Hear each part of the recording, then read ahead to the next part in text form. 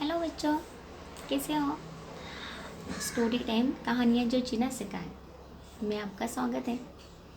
बहुत टाइम हो गया ना, हम न्यू स्टोरी नहीं सुनी, तो चलो फिर न्यू स्टोरी सुनते हैं। तो आज अभी क्या चल रहा है, गणेश चतुर्थी आई है ना, गणपति बापा विराजमान है हमारे घर में।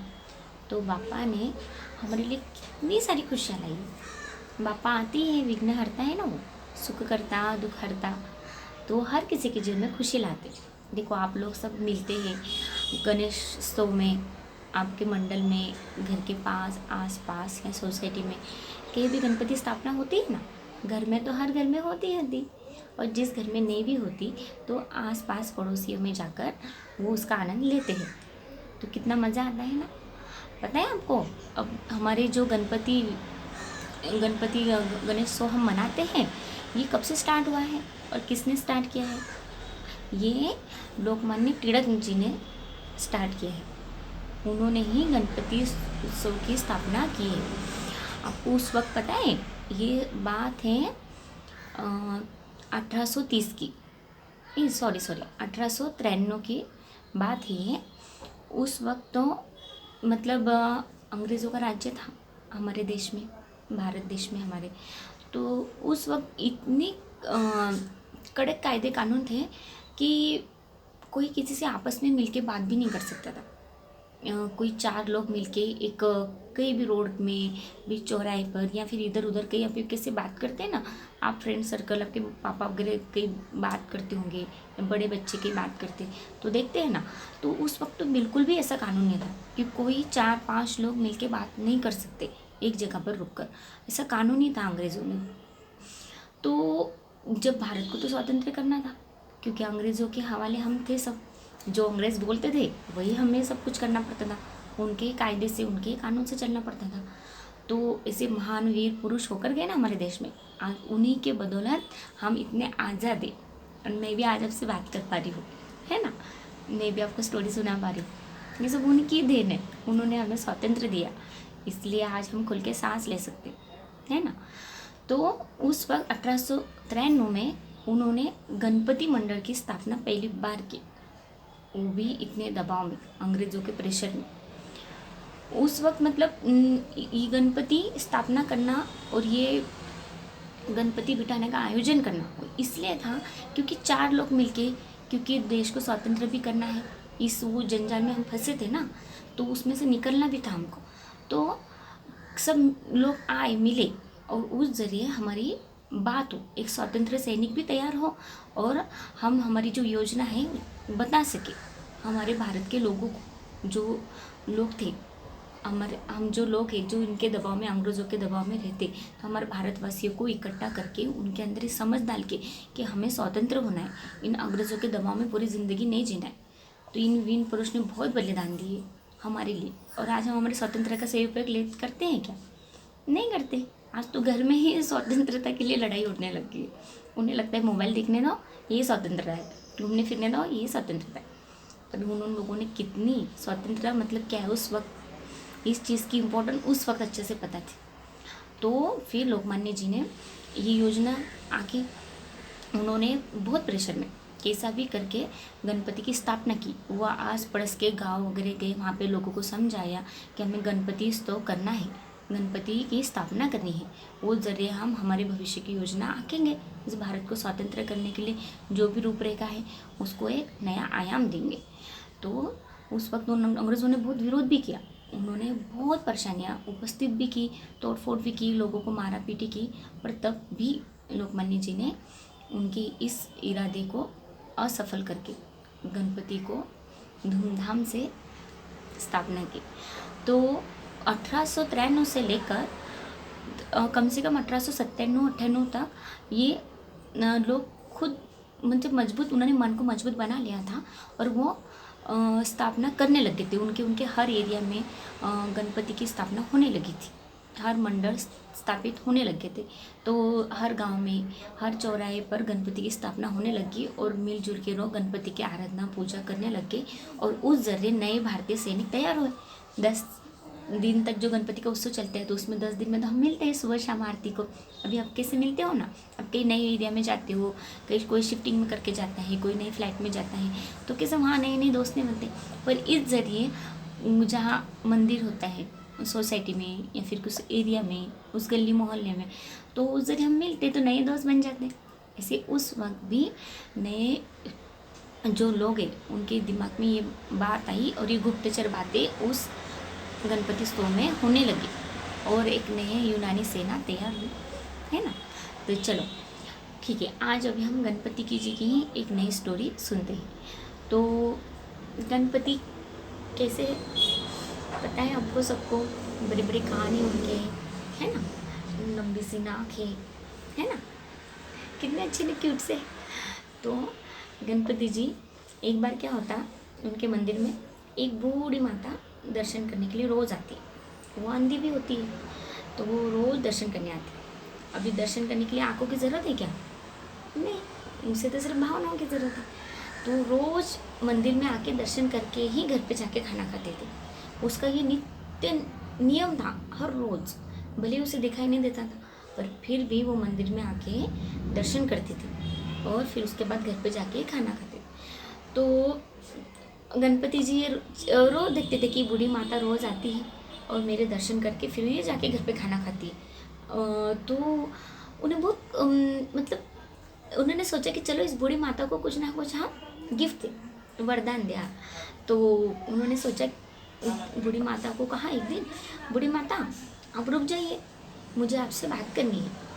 तो बूढ़ी माता तो थोड़ा आश्चर्यचकित हो गई कि इन्हें क्या बात करनी होगी और कौन है। तो बोले, उन्होंने कहा आप कौन हो? तो उन्होंने कहा मैं तो श्री गणेश जी हूँ। तो बोले आप गणेश जी हो? ये तो नहीं हो सकता। तो बोले हाँ माता जी, मैं गणेश जी हूँ। आप रोज़ मेरे दरबार में आती हैं, मंदिर में आती हैं, दर्शन करती हैं और फिर जाके खाना खाती है। तो मैं बहुत प्रसन्न हुई चीज़ से, ये सालों से आप करते आ रही हो, आपके इतने सालों का फल तो आपको मिलना चाहिए ना, नित्य नियम से आपकी पूजा में आप देख रहा हूँ। तो बोले गणेश जी आप हैं? वो बहुत खुश हो जाती है और फिर उनको प्रणाम करती है और बोलती है, गणेश जी आपने मुझे दर्शन दिए, मैं तो आंधी आपको देख भी नहीं पाती हूँ, फिर भी आपके दर्शन करके मैं बहुत खुश हूँ और मेरा मन प्रफुल्लित हो गया है। तो मैं आपको, आपके इस कृपा का आपको शुक्रिया अदा करती हूँ। तो गणेश जी बोलते हैं, हाँ बूढ़ी माता जी, आपकी सेवा देख के ही, नित्य आपकी ये सेवा देखकर ही मैं आपको प्रसन्न हुआ हूँ और मैं आपको कुछ वरदान देना चाहता हूँ। कुछ गिफ्ट देना चाहते थे गणपति जी। तो उन्होंने कहा आप मुझे गिफ्ट वरदान देना चाहते हैं? तो उन्होंने कहा ठीक है दीजिए फिर। तो गणपति जी बोलते हैं, गणेश जी अच्छा बताओ आपको क्या वरदान चाहिए? तो बोलते हैं, बूढ़ी माता सोचती है, तो बोलती है मुझे, अच्छा मैं घर पे जाके अपने घर के लोगों को पूछती हूँ, फिर आपको बताती हूँ मुझे क्या वरदान चाहिए, मैं आपको कल आके आपको बताऊँगी। वो बूढ़ी माता ऐसा बोलती। तो बोलते अच्छा। गणेश जी बोलते ठीक है आपकी जैसी मर्जी, मैं कल आपको वरदान दूंगा। फिर वो चले जाते हैं गणेश जी और बूढ़ी माता भी घर आ जाती और घर आके खाना पीना खा के फिर बेटा आता है शाम को ड्यूटी से। तो बेटे को पूछती है, बेटे मुझे ना आज गणेश जी प्रसन्न हुए, मेरी नित्य उन पूजा देखकर, सेवा भाव देखकर उनके मन में मेरे लिए अच्छे वरदान देने का संकल्प आया। तो उन्होंने मुझे कुछ वरदान मांगा है, तो मैं उनसे क्या मांगूँ? तो बेटे ने कहा, अम्मा अपने पास तो सब कुछ है, अब ऐसा करो ना उनसे धन संपत्ति मांगो। मांगना ही है तो कुछ अच्छा ही मांगो, क्योंकि धन संपत्ति ही सब कुछ है और धन संपत्ति मिलेगी तो हमारी परिस्थिति और अच्छी हो जाएंगी, हम अच्छा सा घर लेंगे, गाड़ी लेंगे, है ना। तो बेटा ऐसा कहता है। तो वो अंधी माता, वो अंधी बूढ़ी माता सोचती है, देखो ना कितना मतलबी दुनिया है ना। मुझ अंधी वो बोला नहीं है कि माँ तू पहले अपने लिए आँख मांग ले। तो फिर वो बोलती ठीक है बेटा, मन में सोचती है ऐसा, बेटे को तो नहीं बोलती, मन में सोचती है, बोलती ठीक है बेटा कल जाके मैं गणपति को ही अपना वरदान बता दूँगी, तो अपना गिफ्ट बता दूँगी। फिर वो जाती है मंदिर में दूसरे दिन भी।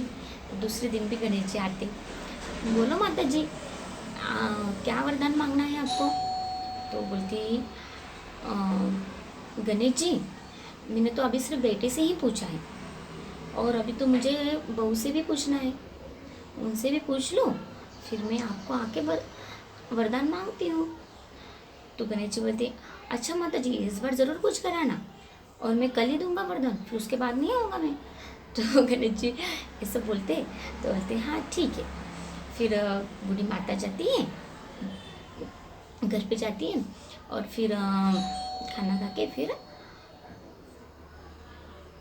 अपने बहू को पूछती है, अपने बहू को बोलती है बहू आज गणेश जी मुझे प्रसन्न हुए और उन्होंने मुझे वरदान मांगने को कहा है, तो मैं क्या वरदान मांगूँ उनसे? तो बूढ़ी माता जी को उनकी बहू बोलती है माता जी हमारे पास तो सब कुछ है, आप ऐसा कीजिए ना, आपको मांगना ही है तो एक पोता मांग लीजिए, गणेश जी तो आपको प्रसन्न हुए तो ज़रूर आपको पोता दे देंगे।